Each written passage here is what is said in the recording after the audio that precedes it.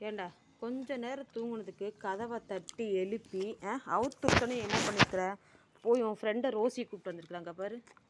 2 பேரும் சாப்பிட்டீங்களே, கிளம்புங்க, இடத்த காலி பண்ணுங்க, போங்க. போ, என்ன போ போ அந்த பக்கம். போதும் போ.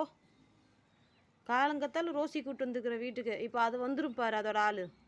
இந்தாடா தடியா, ஐய எந்தாடா இங்கே பாரு. தூங்கும் போது எதுக்கு கத்துன? இப்போ எழுப்பி விட்ட.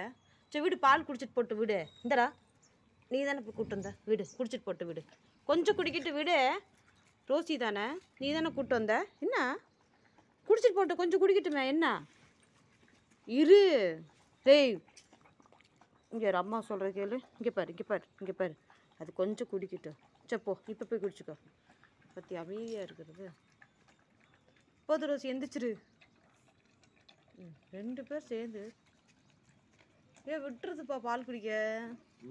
விடாதில்ல யாரையும். இப்போ ரோசினால விட்டுருது பால் குடிக்க. அது எல்லாத்தையும் குடிச்சிருச்சு, இது குடிக்கிறதுல. நீ எருமையாட்டம் வளர்ந்துதான். சரி என்ன, சோறு திங்காத, எதுவும் திங்க சாப்பிடாத, பிஸ்கட் சாப்பிடாத, எல்லாம் ரோசி சாப்பிட்டு போயிடுச்சு.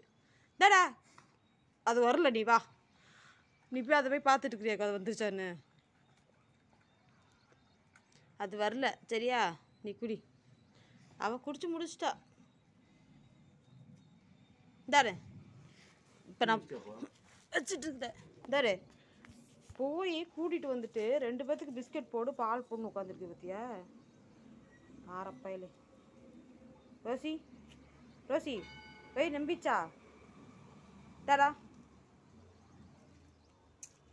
போதும், போங்கடா 2 போங்கடா வெளியே.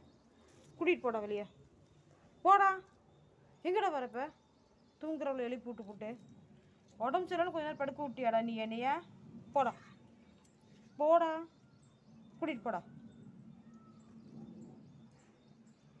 வீட்டுக்குள்ளே கூட்டு வந்து அடித்து வெளுத்து போடுவேன் வாசலோட. சரி புரியுதா? கூட்டிகிட்டு போ.